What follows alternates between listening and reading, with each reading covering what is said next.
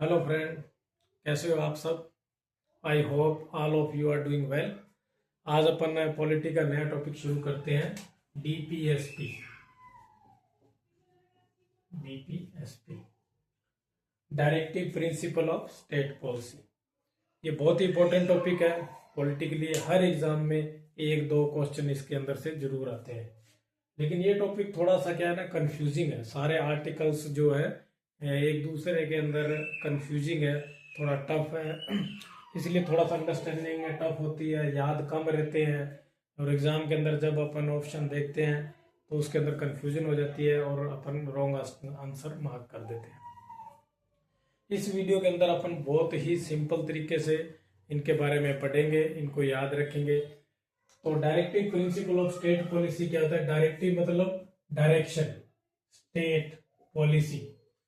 तो ये संविधान के अंदर कुछ डायरेक्शंस दी हुई है स्टेट को कि आप कोई भी पॉलिसी बनाओगे लोगों के वेलफेयर के लिए, जो स्टेट पॉलिसी बनाएगी उसके लिए कुछ डायरेक्शंस दी गई हैं संविधान के अंदर। उनको क्या बोलते हैं? Directive principle of state policy. ठीक है, तो ये जस्ट डायरेक्शन है, इंस्ट्रक्शन है। ठीक है, जो कि पॉलिसी बनाते टाइम स्टेट जो इनको इंक्लूड करना चाहिए, ऐसा संविधान के अंदर बोला गया है। स्टेट इसको डायरेक्टिव प्रिंसिपल, जो डायरेक्शंस दी गई हैं, जो मतलब जो सलाह दी गई है उसके अंदर अपन बोल सकते हैं इंस्ट्रक्शंस जो दी गई है संविधान के अंदर, उनको स्टेट अप्लाई करे या नहीं करे ये उनकी मर्जी है। ठीक है ना। तो ये क्या है? टूथलेस टाइगर भी बोलते हैं इसको, Toothless tiger. Means state apply करे नहीं करे स्टेट की मर्जी है, ये जस्ट इंस्ट्रक्शंस हैं। तो जैसे क्या फंडामेंटल राइट होते हैं वो स्टेट को देने ही पड़ते हैं, वो कंपलसरी होते हैं। ठीक है, फंडामेंटल राइट लास्ट चैप्टर में अपन ने पढ़े थे, लेकिन ये कंपलसरी नहीं है। फंडामेंटल राइट के अंदर क्या होता है कि कोर्ट जस्टिसएबल होते हैं, मतलब लोग कोर्ट के, सुप्रीम कोर्ट, हाई कोर्ट जा सकते हैं, वहां से उनको फंडामेंटल राइट जो लागू करवा सकते हैं। इसके अंदर कोर्ट में पर्सन नहीं जा सकते हैं कि हमारे पे ये डायरेक्टिव प्रिंसिपल है, ये हमारे ऊपर लागू नहीं किए, या कानून बनाते टाइम, स्टेट की कोई पॉलिसी बनाते टाइम, लोगों के वेलफेयर के लिए कोई पॉलिसी बनाते हैं उस टाइम यदि लागू नहीं हुए तो अपन कोर्ट के अंदर नहीं जा सकते। ये जो directive principle of state policy है ना, ये कहाँ से शुरू होते हैं? आर्टिकल नंबर 36 से लेके 51 तक। ठीक है, और कॉन्स्टिट्यूशन संविधान के पार्ट 4 के अंदर मेंशन किया गया है। ठीक है, ये जो डॉक्टर बी.आर. अम्बेडकर साहब थे, उन्होंने इनको नोवल फीचर कहा है, बहुत ही नोवल फीचर है अपने संविधान के। ठीक है, तो ये याद रखें, नोवल फीचर ऑफ कॉन्स्टिट्यूशन क्या है? Directive principle of state policy. ठीक है, डॉक्टर बी.आर. अम्बेडकर साहब ने फंडामेंटल राइट, ठीक है, जो कि आर्टिकल कहां से 12 से लेके 35 तक, plus directive principle of state policy कहां से लेके आर्टिकल 36 से 51 तक, इन दोनों को कंबाइन करके क्या कहा है? Soul of the constitution. तो संविधान की जो आत्मा है वो क्या? Fundamental right plus directive principle दोनों को जोड़ दे तो वो संविधान की आत्मा बन जाती है। और नोवल फीचर क्या है? डायरेक्टिव प्रिंसिपल है, इनको नोवल फीचर कहा गया। ठीक है, अपन ने कौन सी कंट्री से ये लिए? इरिश कॉन्स्टिट्यूशन से।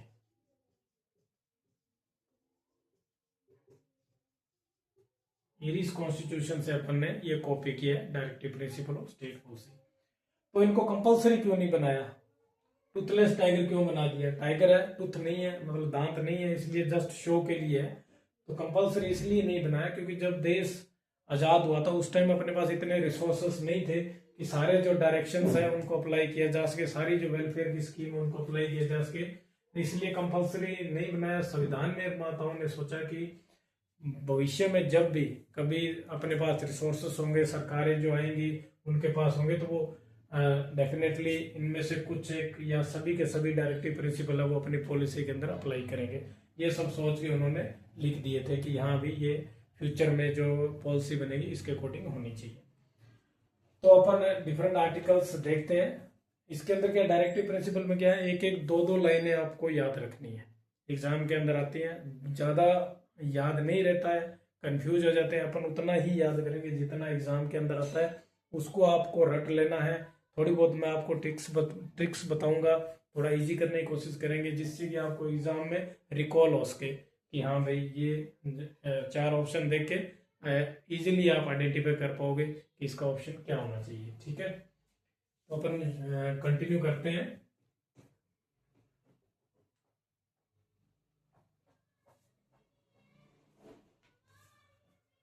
तो सबसे पहले जो ये डीपीएसपी जो है 36 से 51 तक है। तो 36 नंबर जो है वो क्या डेफिनेशन ऑफ स्टेट है। बस इतना याद रखना है, जो कि आर्टिकल 12 के अंदर भी दी गई है, एज इट इज है। जैसे आर्टिकल 12 में डेफिनेशन ऑफ स्टेट दी गई है, वही सेम डेफिनेशन ऑफ स्टेट क्या है 36 के अंदर है। इसका मतलब है जो स्टेट क्या होता है कि जहां भी गवर्नमेंट का कुछ इन्वॉल्वमेंट होता है, जहां गवर्नमेंट के स्टेक होते हैं, वो क्या स्टेट है। कोई भी कंपनी है, कोई सरकारी ऑफिस है, अपनी पार्लियामेंट है, स्टेट लेजिस्लेचर है, कुछ भी जिसके अंदर सरकार का इन्वॉल्वमेंट है वो क्या स्टेट है। आर्टिकल नंबर 37 इसके अंदर क्या applicability of directive principle of state policy, ये कहाँ कहाँ अप्लाई होंगे इसके बारे में बताया गया है। तो कहाँ कहाँ अप्लाई होंगे, एक तो होंगे जो स्टेट पॉलिसी बनाएंगे उसके अंदर, इनको ध्यान में रखना है। ठीक है, दूसरा होगा ये नॉन जस्टिसिएबल है, भी कोई भी पर्सन हाई कोर्ट या सुप्रीम कोर्ट नहीं जा सकता है। कोई भी कोर्ट, हाई कोर्ट या सुप्रीम कोर्ट या कोई भी कोर्ट नहीं जा सकता है कि हमारे ऊपर। तो एप्लीकेबल कहाँ कहाँ पे स्टेट पॉलिसी के अंदर है और कहाँ पे एप्लीकेबल नहीं है कि कोई इसका भी वायलेशन होता है, वो अप्लाई नहीं करती है तो कोर्ट में नहीं जा सकता है। तो इसकी एप्लीकेबिलिटी जो है आर्टिकल 37 के अंदर दी गई है। सबसे पहले डेफिनेशन ऑफ स्टेट, उसके बाद कहाँ अप्लाई होंगे डायरेक्टिव प्रिंसिपल, एप्लीकेबिलिटी किसके अंदर दी है, इसके अंदर दी है। उसके अंदर नेक्स्ट आर्टिकल अपना आता है 38। ये क्या है, फर्स्ट डीपीएसपी है। ऊपर के दो तो जस्ट एक तो स्टेट की डेफिनेशन है और ये डीपीएसपी कहाँ अप्लाई होंगे। तो फर्स्ट डीपीएसपी क्या से शुरू होता है 38 से, ये भी एक क्वेश्चन है। तो ये बेस्ड ऑन द प्रियम्बल, ये क्या फर्स्ट डीपीएसपी है बेस्ड ऑन प्रियम्बल है। प्रियम्बल क्या था, प्रियम्बल जो था ना कॉन्स्टिट्यूशन का जो समरी था, फर्स्ट पेज था, जो फर्स्ट कॉन्स्टिट्यूशन का जो इंट्रोडक्शन था उसको प्रियम्बल कहा था। तो उस इंट्रोडक्शन के अंदर समरी के अंदर क्या कहा था कि वेलफेयर स्टेट बनाना है, वेलफेयर स्टेट बनाना। तो आर्टिकल 38 के अंदर फर्स्ट डीपीएसपी है, प्रियम्बल पर बेस्ड है ये, और ये वेलफेयर स्टेट बनाने की बात करता है। तो वेलफेयर स्टेट कैसे बनेंगे, एक तो बनेंगे जस्टिस देना होगा, जस्टिस। जस्टिस कौन सा, पॉलिटिकल, इकोनॉमिकल और social, political, economical, social justice. और दूसरा क्या होगा, रिड्यूस दी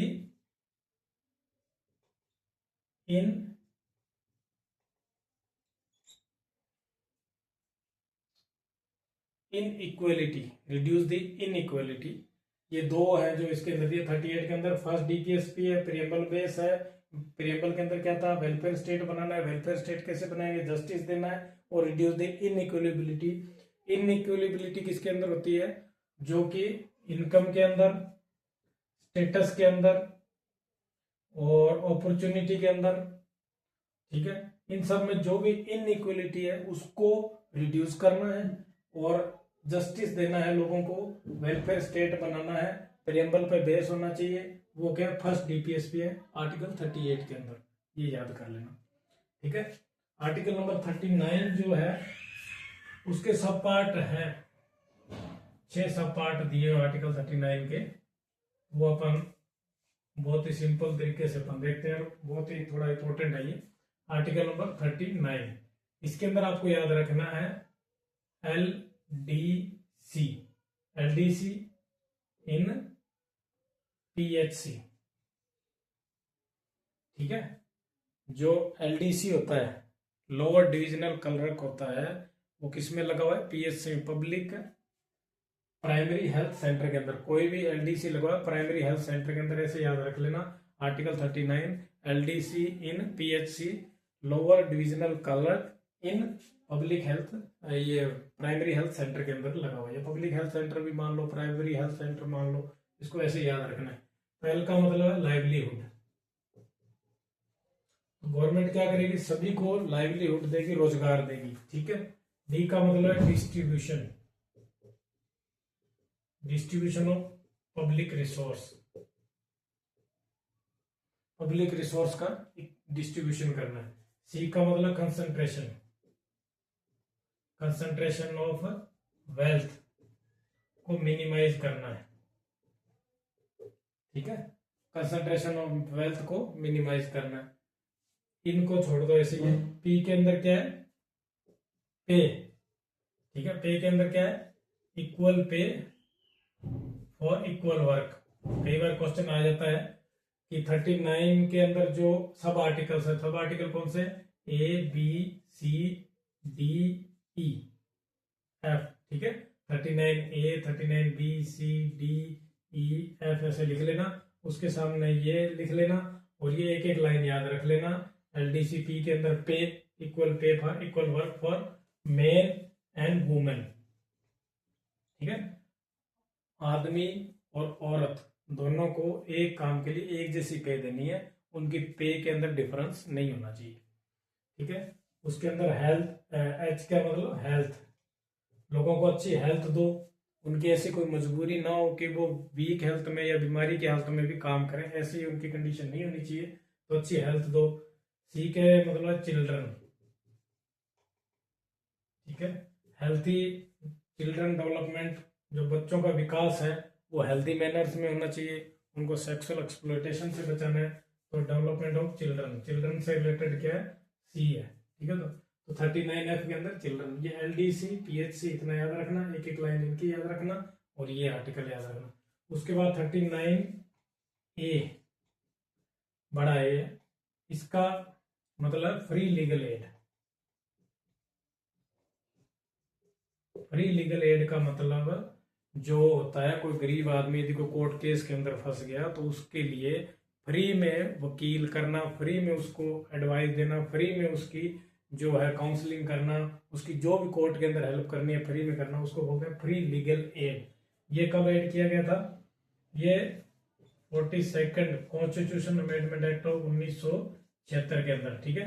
जो भी ज्यादातर किसी आर्टिकल के पीछे ए लगे ना, वो 42nd कॉन्स्टिट्यूशन अमेंडमेंट एक्ट 1976 में, क्योंकि 42nd जो था ना ये अमेंडमेंट था, उसको मिनी कॉन्स्टिट्यूशन कहा जाता है। इसके अंदर बहुत ज्यादा अमेंडमेंट हुए थे, तो बहुत सारे जो ए वाले होते हैं ना ज्यादातर वो इसी के अंदर होते हैं। तो ये भी आप एक थोड़ा सा ध्यान रखना, यदि कुछ भी नहीं आता हो और कॉन्स्टिट्यूशन अमेंडमेंट दिया हो और ए आर्टिकल के पीछे ए लगा हो तो मतलब 42nd वाला ही होगा, ठीक है।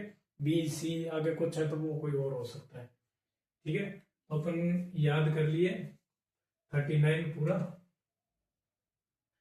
नेक्स्ट जो आर्टिकल है वो है 40।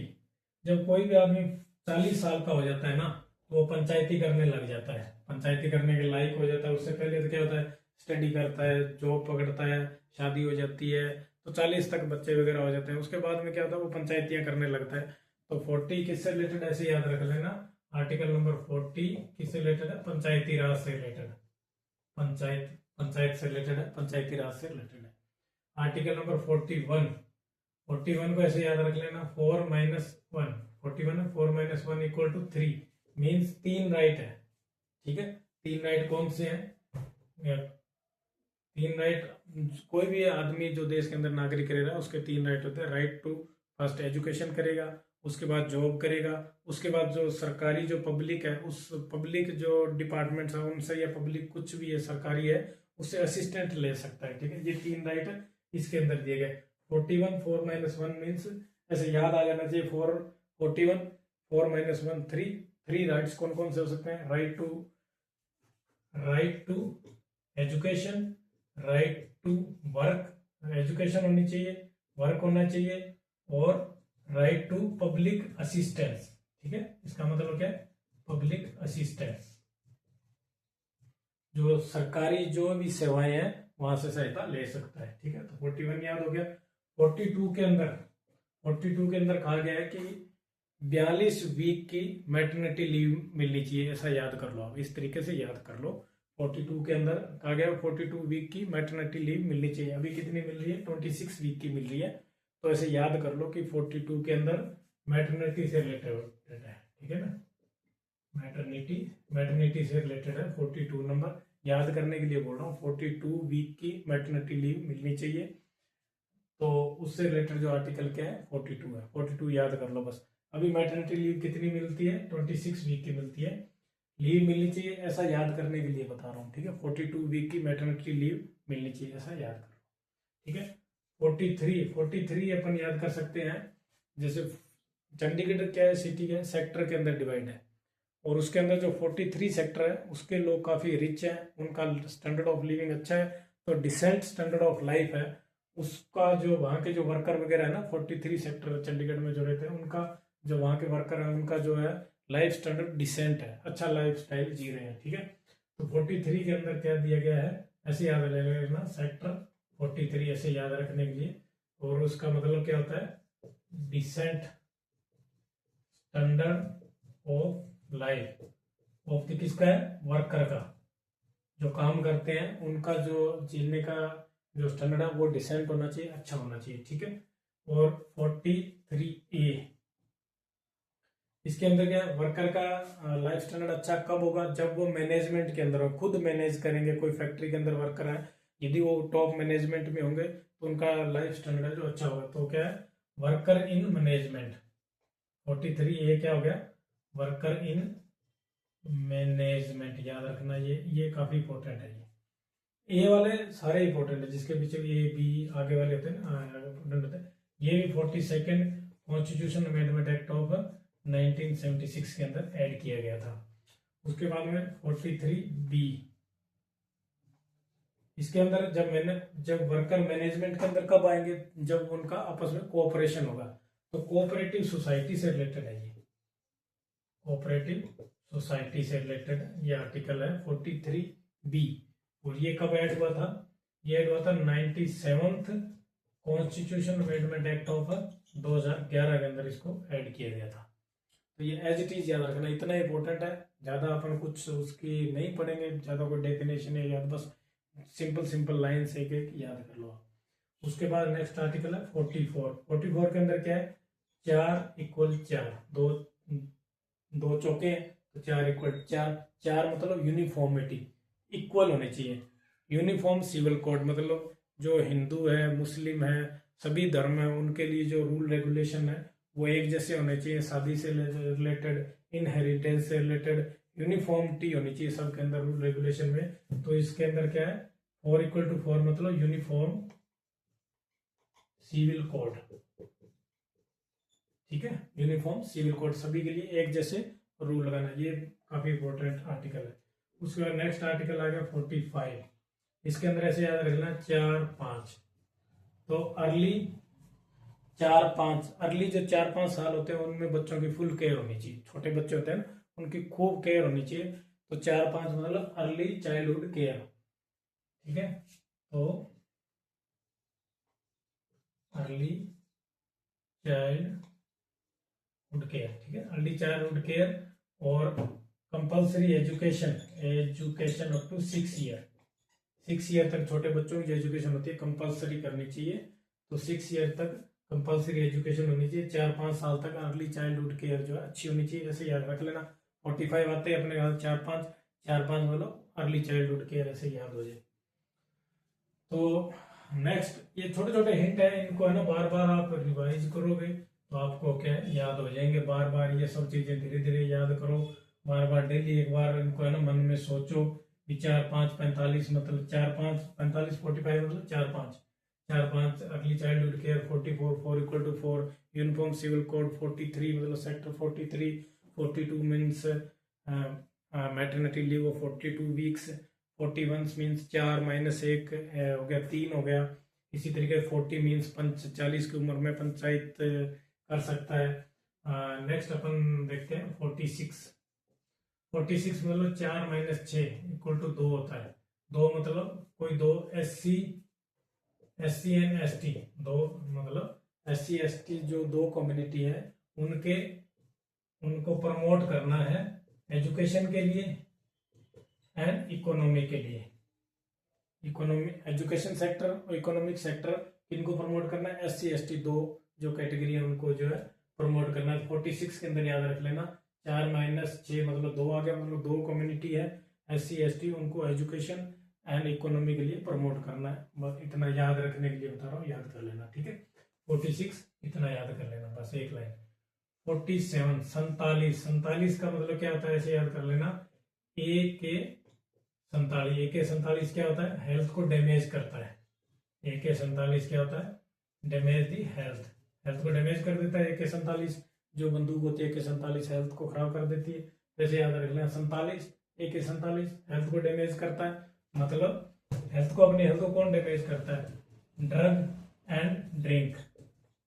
तो ड्रग एंड ड्रिंक से रिलेटेड कौन सा आर्टिकल है, 47 AK47, ठीक है।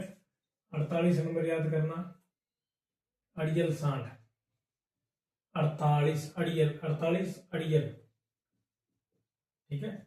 अड़ियल सांड मतलब जो बैल वगैरह होते हैं, तो वो किस में होते हैं, एनिमल हस्बेंड्री में आते हैं, एनिमल हस्बेंड्री, ठीक है।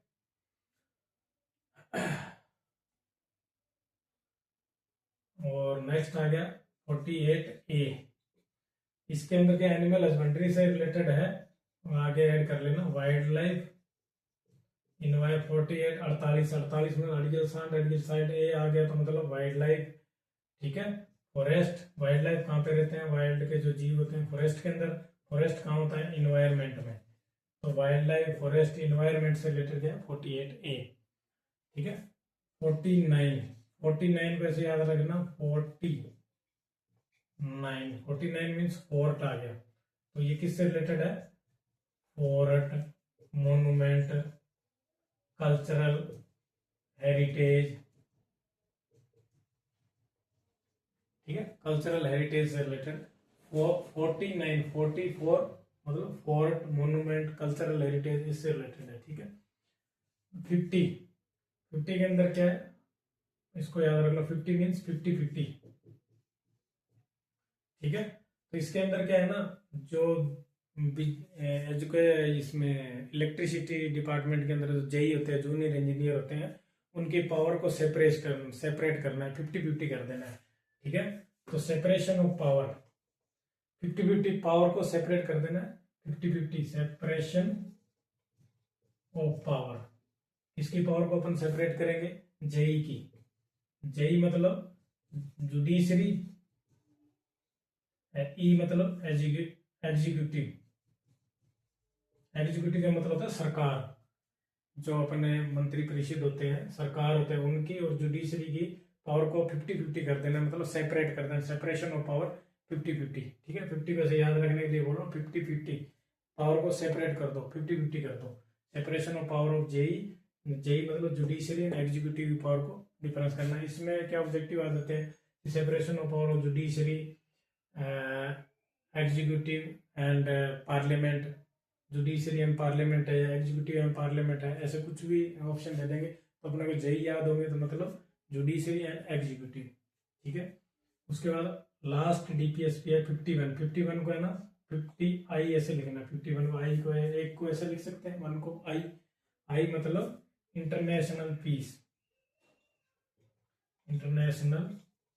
पीस एंड सिक्योरिटी, ठीक है। इंटरनेशनल पीस एंड सिक्योरिटी 51 आई को ऐसे 51 को ऐसे आई लिखना, आई का अपने आप याद आ जाएगा अपने को, इंटरनेशनल पीस एंड सिक्योरिटी, ठीक है। तो ये सब अपने डीपीएसपी हो गए। इनको है ना एक कैटेगरी और याद रखनी है, इनको है ना बड़े 3 जो है डिवाइड कर सकते हैं, ठीक है। डीपीएसपी 3 कैटेगरी में डिवाइड कर सकते हैं मोटा मोटा। एक तो होता है सोशल डीपीएसपी, एक होता है गांधीयन, एक होता है इंटेलेक्चुअल, ठीक है जी। तो सोशल डीपीएसपी कौन कौन से हैं इनके अंदर से, सोशल कौन कौन से हैं, इसके अंदर आप याद रख लेना डायरेक्टली 38, 39, 41, 42, 43A। ठीक है, पहले दो याद रखना, 38, 39, उसके बाद एक छोड़ के 41 से लेके 3 कंटिन्यू कर देना। ठीक है, ऐसे याद रखना। सोशल हो गया। दूसरा होता है गांधीयन। गांधीयन डीपीएसपी कौन कौन से होते हैं? यहां से कौन सा रहेगा? 40, 40। ठीक है, उसके बाद 40A आ गया, इसके बाद 43। ठीक है, डायरेक्टली ले लो 43,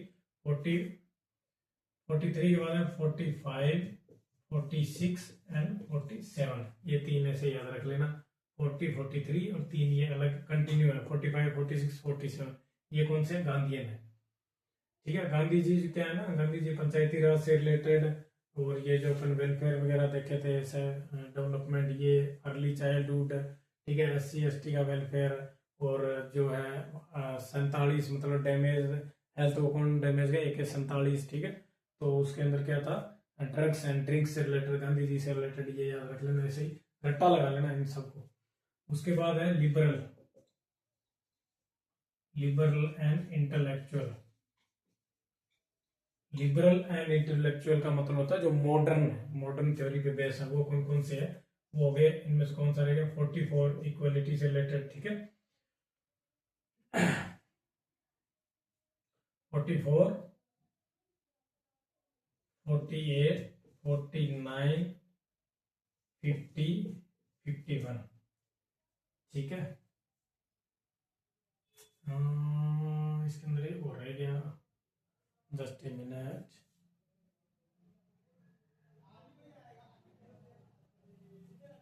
ठीक है ना, थोड़ी सी मिस्टेक होगी मेरे से। 40, 43 और यहाँ पे जो है 45 नहीं, 40, 43, उसके बाद 3 के बाद जस्ट 6, सीधा 6, इसको डबल कर देना 6। ठीक है, इसके अंदर 2 से मल्टीप्लाई कर देना, मतलब 3 दूनी 6, 46, 47 एंड 48। ठीक है, और यहाँ पे जो आएगा 44, और यहाँ पे जो रहा था 45, 2 कंटिन्यू आ गए, 44, 45, फिर 48 से जो बच गए वो आ गए। ठीक है, 48 इधर आ गया, 49, 50, 51।